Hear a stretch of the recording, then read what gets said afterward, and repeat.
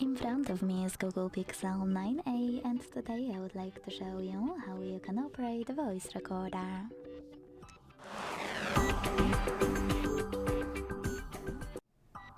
Begin by opening Recorder app and tapping on Allow in all available pop-ups. Then use this red button at the bottom to start recording. As you can see, recording is on. To pause it or unpause it, use the same button.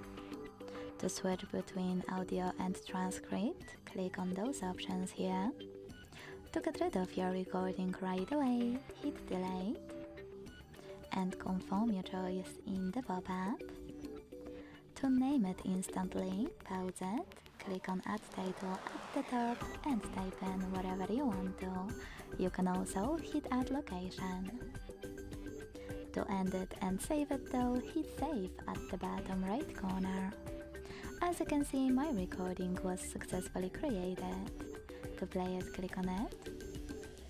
To manage it, use all of those options at the top right corner, or hold it here and operate all of those also at the top right corner, like delete.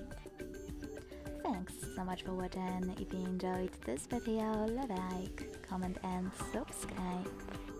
Bye!